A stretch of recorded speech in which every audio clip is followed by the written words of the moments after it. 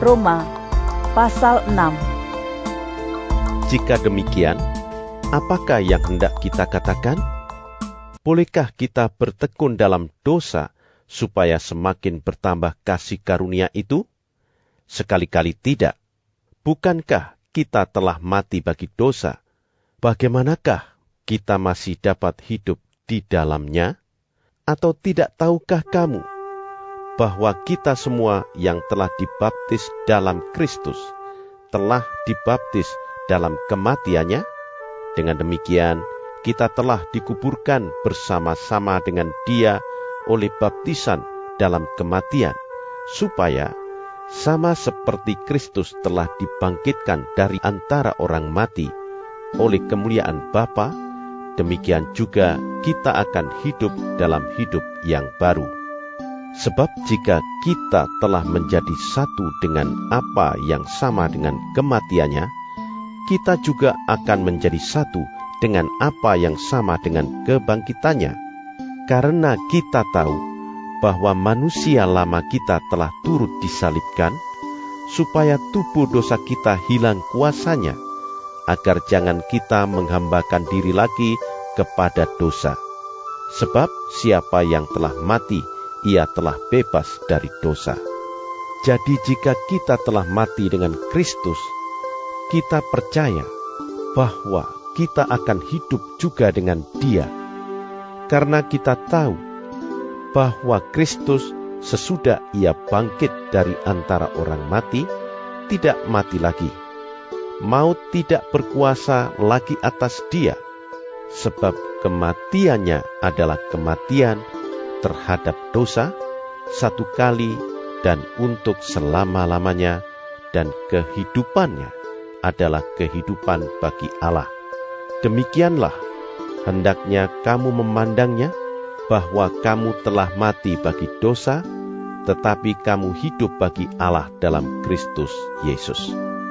Sebab itu, hendaklah dosa jangan berkuasa lagi di dalam tubuhmu yang fana, supaya kamu jangan lagi menuruti keinginannya, dan janganlah kamu menyerahkan anggota-anggota tubuhmu kepada dosa untuk dipakai sebagai senjata kelaliman.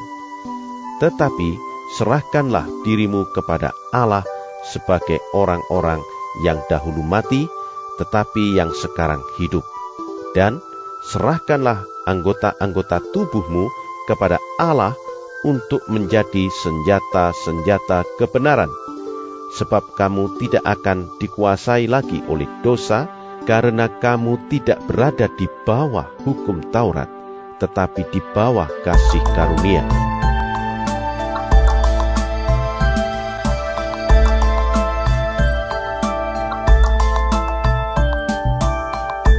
Halo adik-adik, selamat pagi. Saya harap adik-adik selalu dalam keadaan sehat, bukan? Nah, pagi ini kita akan masuk ke pelajaran 5 masih tentang baptisan. Judulnya adalah baptisan adalah respon iman kepada Kristus. Nah, pelajaran ini bercerita tentang bagaimana hukum Taurat, bagaimana tentang dosa, dan juga tentang bagaimana manusia mendapatkan pengampunan. Sebelum kita mempelajari pelajaran pada pagi hari ini, kita akan berdoa dulu. Selamat pagi Tuhan Yesus, terima kasih karena Tuhan sudah pimpin kami sepanjang malam tadi. Kami bisa beristirahat dengan baik dan kami menerima kebaikan Tuhan senantiasa setiap hari di dalam hidup kami. Kami siap hari ini untuk belajar tentang firman Tuhan. Bapa, berikan kepada kami roh yang rela untuk diajar dan mengerti akan firman Tuhan, dan kami juga boleh setia untuk melakukannya dalam kehidupan kami. Kami serahkan pada pagi hari ini ke dalam tangan Tuhan. Di dalam nama Yesus Kristus kami sudah berdoa. Amin. Adik-adik, Rasul Paulus memulai tentang dosa ini. Dia memulai begini, bahwa katanya hukum Taurat itu akan membuat seseorang mengetahui tentang apa yang menjadi pelanggaran. Karena apa? Karena seorang itu tidak bisa melakukan hukum Taurat. Ketika seorang tidak bisa melakukan hukum Taurat, maka dia akan mengenal pelanggaran itu. Kemudian akibat dari pelanggaran tersebut adalah manusia berdosa kepada Allah. Nah, Paulus tidak berhenti kepada hanya manusia berdosa terhadap Allah, tapi juga dia kemudian memberikan solusinya, yaitu pengampunan di dalam kasih karunia dalam Kristus Yesus. Bagaimana kita akan dibebaskan dari dosa, yaitu dengan menerima Tuhan Yesus sebagai Tuhan dan Juru Selamat. Rasul Paulus kemudian membawa kita kepada pengampunan yang diberikan oleh Tuhan Yesus kepada kita sekalian. Kita juga dari sini kita akan beranjak tentang makna rohani dari pembaptisan dari Roma 6 ayat 3 sampai dengan 5. Di sini Paulus menceritakan kepada jemaat di Roma dalam bentuk pertanyaan yang mendorong mereka untuk memahami makna rohani daripada baptisan itu. Ada 3 bagian makna dari baptisan itu. Pertama yaitu saat seseorang menyadari akan dosanya, maka dia memerlukan seseorang yang bisa menebus dia dari segala dosa-dosa yang dibuatnya, yaitu Yesus Kristus. Yesus datang ke dunia ini disalib untuk menebus dosa-dosa kita, dan kemudian tugas kita adalah menerima Yesus sebagai Tuhan dan Juru Selamat kita. Kemudian makna yang terkandung dari pembaptisan adalah hal yang kedua, adalah setelah mereka menerima Kristus sebagai Tuhan dan Juru Selamat, kemudian mereka memberikan dirinya untuk dibaptis.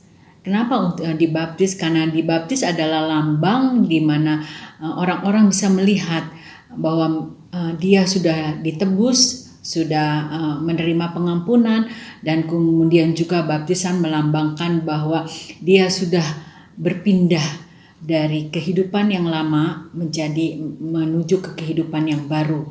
Kemudian selanjutnya setelah mereka dibaptis, mereka tahu bahwa mereka sudah menerima Yesus Kristus sebagai Tuhan dan Juru Selamat. Karena itu mereka dibaptis, dan pembaptisan itu adalah melambangkan bahwa mereka sudah menjadi anak-anak Tuhan Yesus. Nah, itu adalah ketiga hal itu adalah lambang daripada baptisan. Jadi sekali lagi kita tahu bahwa baptisan itu tidak menyelamatkan, tapi baptisan itu lambang, sebagaimana Tuhan Yesus juga dibaptiskan, dan pembaptisan itu lambang daripada pertobatan kita, dan pertobatan kita dari kehidupan yang lama kemudian menuju kehidupan yang baru bersama dengan Yesus Kristus. Nah, adik-adik, kita tahu sekarang bahwa kesimpulannya bahwa makna rohani dari pembaptisan dalam hidup seseorang seperti apa yang sudah Tuhan Yesus lakukan bagi mereka, yaitu Tuhan Yesus telah mati di kayu salib, Tuhan Yesus kemudian menebus dosa-dosa kita, Tuhan Yesus dibangkitkan pada hari ketiga. Dalam menanggapi hal tersebut, maka setiap pribadi yang telah dibaptiskan itu selayaknya hidup menjadi orang yang baru. Sebagaimana dikatakan di dalam Korintus 5 ayat 17, bukankah dikatakan bahwa kehidupan kita yang lama sudah berlalu dan yang baru itu sudah datang. Yang baru di mana Yesus Kristus menjadi Tuhan dan Juru Selamat kita. Demikian adik-adik pelajaran 5 ini. Selanjutnya kita akan mendengar penjelasan lebih detail dari Pastor Alex. Silakan.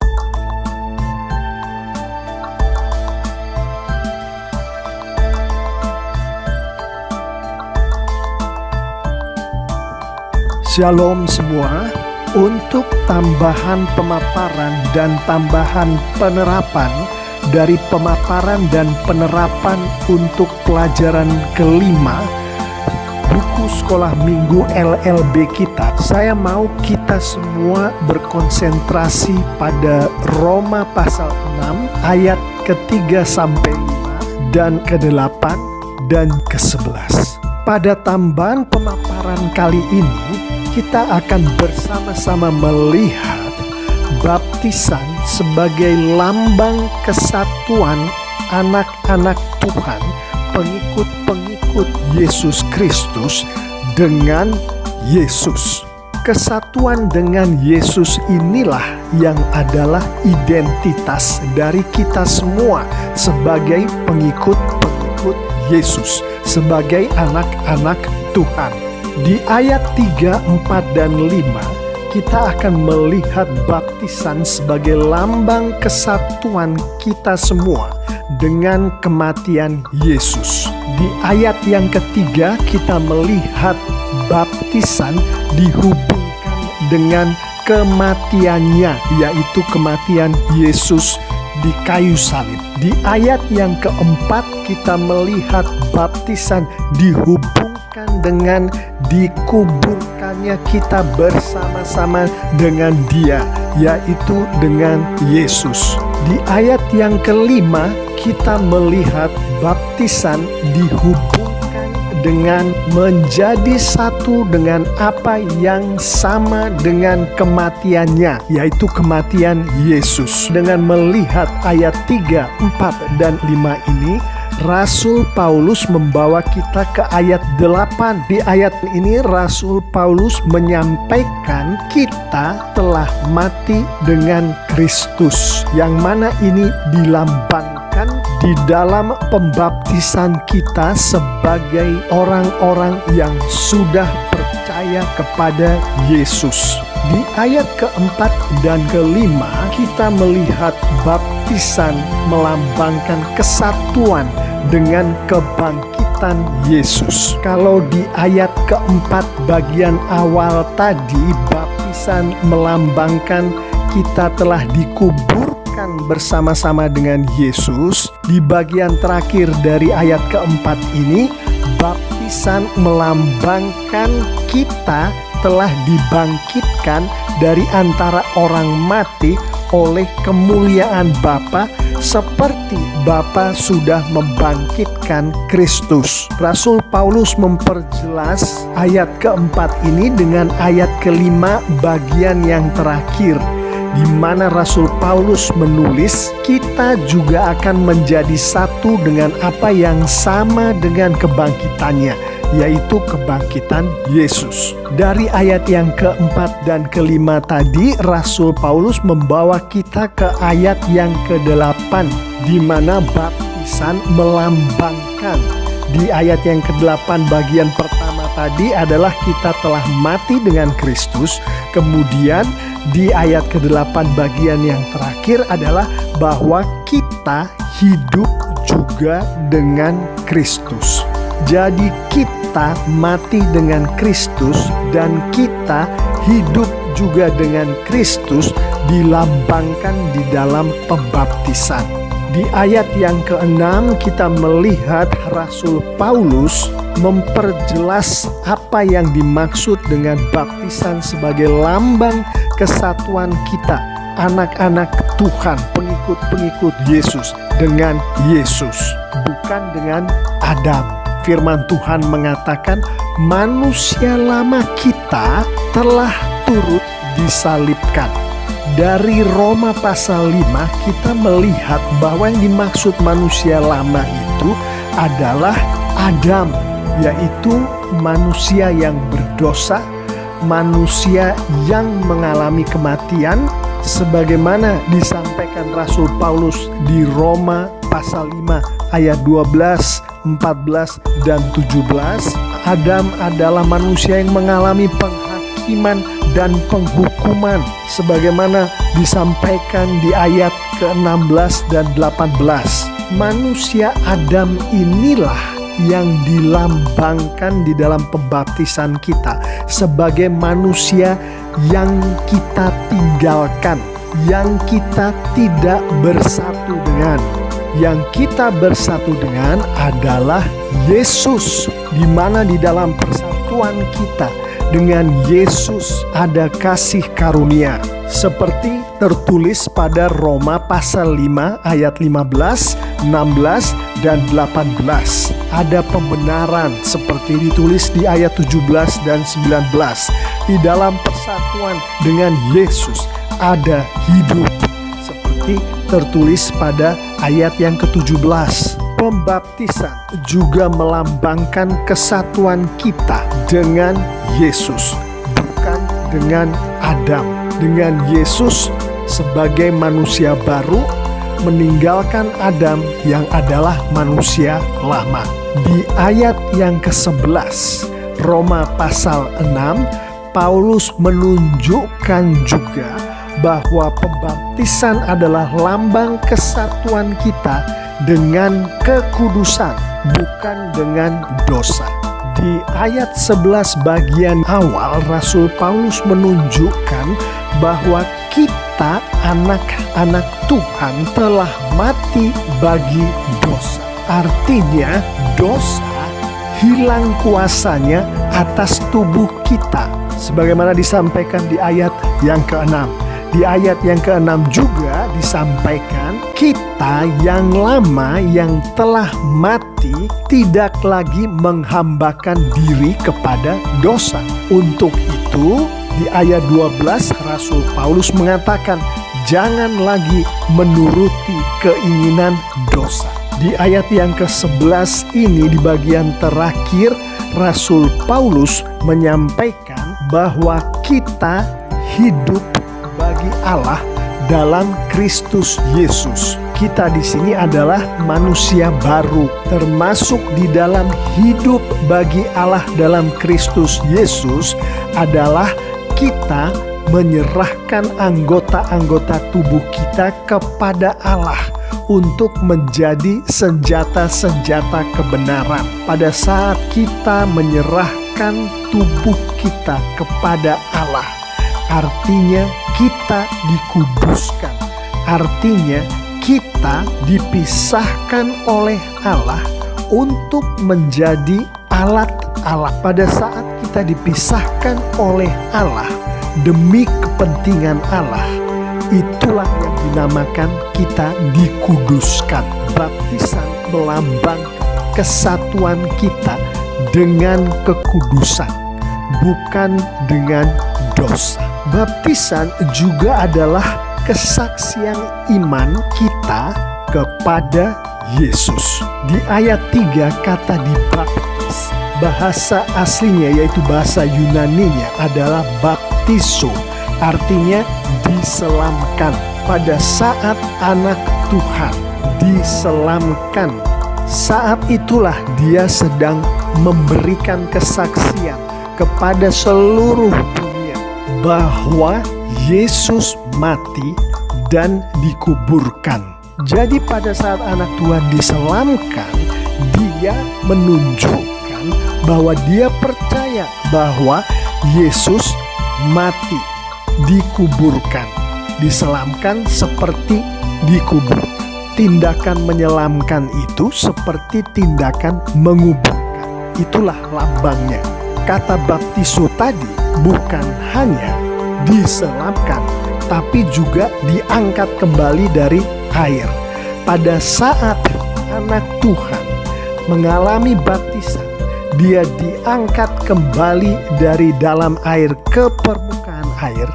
Dia bersaksi kepada seluruh dunia bahwa anak Tuhan itu percaya bahwa Yesus bangkit kembali dari kematiannya. Jadi dibangkitkan kembali dari air melambangkan bagaimana anak Tuhan ini percaya bahwa Yesus bangkit kembali dari kematiannya. Pembaptisan ini juga merupakan kesaksian bagi anak Tuhan akan gereja. Dengan dibaptis, si anak Tuhan ini bersaksi bahwa dia menjadi pengikut Yesus. Artinya menjadi bagian dari tubuh Yesus, yaitu menjadi bagian dari gereja lokal, menjadi anggota gereja lokal. Kalau sebelumnya tadi pembaptisan memberikan kesaksian bahwa si yang dibaptis ini percaya akan kematian dan kebangkitan Yesus, artinya percaya kepada Yesus, kepala gereja. Maka yang kedua ini adalah pembaptisan memberikan kesaksian bahwa orang yang dibaptis percaya akan tubuh Yesus, yaitu percaya akan gereja Yesus. Tidak mungkin bersatu dengan Yesus, yaitu kepala gereja, tanpa bersatu dengan tubuhnya. yaitu gereja. Yang terakhir, pembaptisan atau baptisan memberikan kesaksian kepada seluruh dunia bahwa yang dibaptis menunjukkan ketaatan kepada Yesus dan gerejanya. Si anak Tuhan yang dibaptis ini bersaksi bahwa dia taat dan melayani Yesus, dan dia taat dan melayani gereja lokal. Demikianlah tambahan pemaparan untuk pelajaran 5 ini. Sebagai tambahan penerapan, pertama, bagi kita-kita yang masih belum dibaptis, marilah kita semua berdoa, memohon bimbingan Roh Kudus untuk supaya Dia membawa kita untuk kita menyerahkan diri kita supaya dibaptis. Kedua adalah mari kita menghubungi pendeta atau pemimpin sekolah minggu atau pemimpin gereja untuk mencari informasi tentang pembaptisan.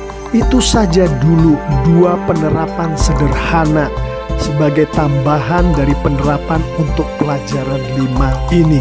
Dengan kita mengidentifikasikan diri kita sebagai anak-anak Tuhan, pengikut-pengikut Yesus, dengan kematian dan kebangkitan Yesus yang dilambangkan di dalam pembaptisan, dan dengan kita memberikan kesaksian iman kita akan Yesus, akan gereja Yesus, akan ketaatan kita kepada Yesus dan gereja Yesus melalui pembaptisan, maka kita semua memuliakan Tuhan. Anak-anak Tuhan yang memuliakan Tuhan, Tuhan akan memberkati anak-anak Tuhan itu. Amin. Nah, adik-adik, mudah-mudahan adik-adik lebih jelas menerima penjelasan tadi dari Pastor Alex. Ayat hafalan pada pagi hari ini diambil dari kitab Roma 6:4. Cukup panjang, adik-adik bisa menghafalnya selama 1 minggu ini. Dan kemudian tolong kirim videonya kepada WhatsApp seperti biasa. Tetapi sekarang mereka percaya kepada Filipus yang memberitakan Injil tentang kerajaan Allah dan tentang nama Yesus Kristus. Dan mereka memberi diri mereka dibaptis, baik laki-laki maupun perempuan. Kisah Para Rasul 8 ayat 12. Kisah Para Rasul 8 ayat 12, tetapi sekarang mereka percaya kepada Filipus yang memberitakan Injil tentang kerajaan Allah dan nama Yesus Kristus, dan mereka memberi diri mereka dibaptis, baik laki-laki maupun perempuan. Nah, adik-adik, demikian pelajaran pada pagi hari ini. Saya berharap adik-adik bisa lebih mengerti minggu dari minggu tentang baptisan ini. Nanti pada pelajaran 6 kita akan melihat bagaimana baptisan itu dilambangkan sebagai lambang karya penyelamatan. Nah, kita akan menutup kolam minggu kita pada pagi hari ini. Kita akan berdoa. Bapa di surga, kami mau bersyukur kepada Tuhan. Kami sudah mengerti dan semakin mengerti tentang apa itu arti baptisan.